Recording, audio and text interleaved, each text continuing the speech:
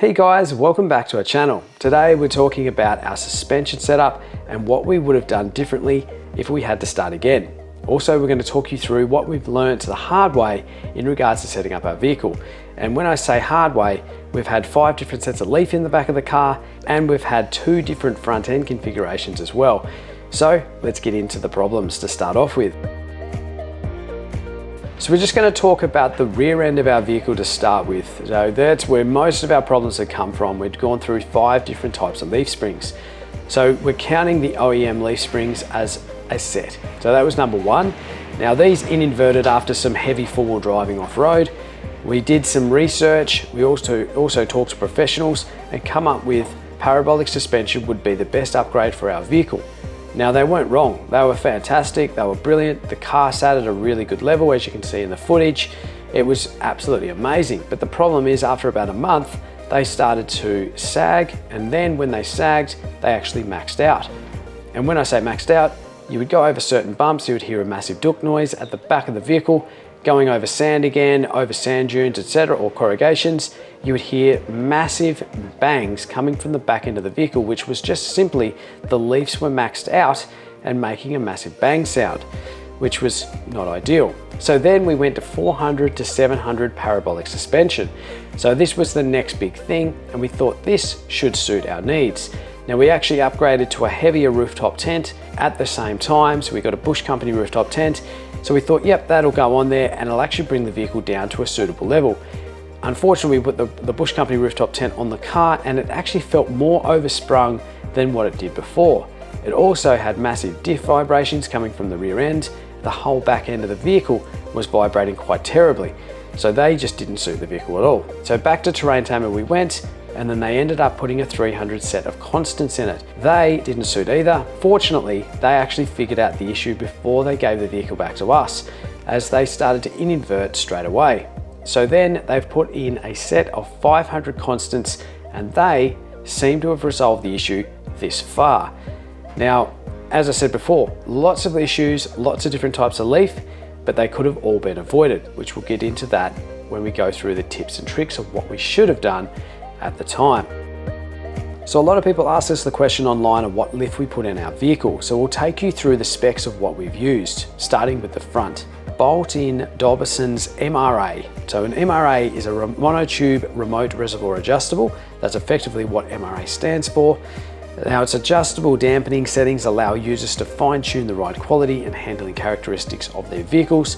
So it'll definitely help you find that happy medium or perfect your suspension setup. Also, there's a reservoir that increases the oil capacity of a shock absorber. Now this will absolutely help you dissipate heat more effectively. It'll give you significantly better ride quality as well. And also we noticed a major difference over corrugations and potholes. The front suspension on the OEM unit basically just would scatter over potholes and corrugations, where this actually absorbs the bumps. It's fantastic. So disadvantages of having the reservoir just means you have to mount the reservoir somewhere. So Dobson's come with a bracket, so that was pretty much a no-brainer.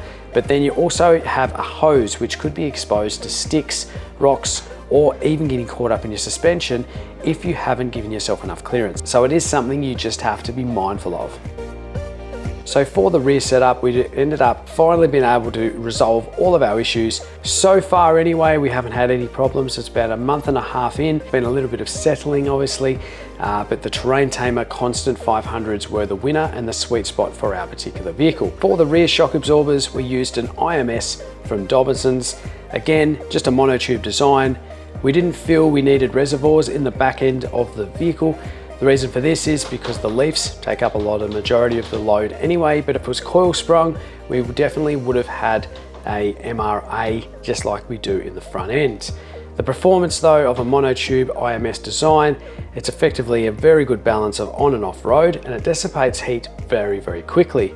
It's much thicker and more durable than the factory OEM unit. So these are our tips in setting up your vehicle the first time and avoiding the nightmare that we've had to go through. Starting with, number 1 is setting up your car before you set up and install your lift kit. If you're looking to keep your vehicle very stock and you just want a lift kit to make the car look a bit more staunch, or you're not too happy with the factory suspension, then an out-of-the-box solution will definitely suit you. If your ute is like ours and it has excessive weight, or you're wanting to tow things, or you even have a custom chop, then you'll need to have your car weighed so you know what you need to provide to the suspension specialist for a tailored setup. Number 2, use a suspension specialist. We recommend you go to a dealer regardless of who you choose, provide them the weights of your car, and then they will provide you a tailored setup. If it's not quite right either, you can take the car back and they'll sort the issues accordingly. Number 3, do not use a four-wheel drive shop that just sells generic A and B parts.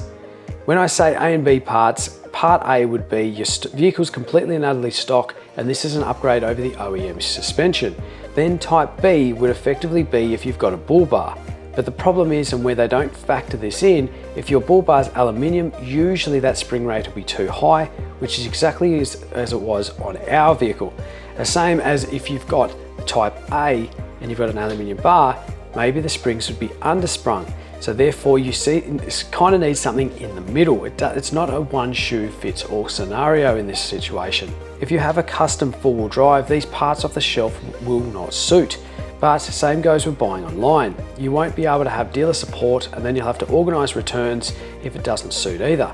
Also, if you can't fit these yourself, you'll need to pay for labour to get the parts in and out of your vehicle.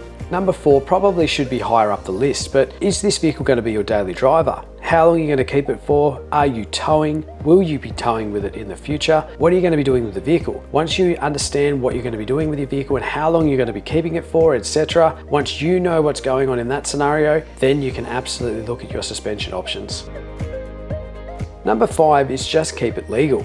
Now, if you're not too sure, there's lots of engineers out there that can offer you with a mod plate to go through and modify the vehicle legally and compliance it. The other thing as well, if your mods contribute to an accident or issues, you will be held legally liable. And also that insurance claim that you make would be at risk of being voided. If someone gets hurt, then the she'll be right attitude won't age too well. So ensure that you double check everything before you install these parts. Well, another video done and dusted. Thank you very much for tuning in and watching it. If you did like it, give it a like and a subscribe. If you do enjoy our content, if you've got any questions, please leave them in the comments section, or you can reach out to us on Instagram as well. We'd love to hear from you. Once again, thank you for watching.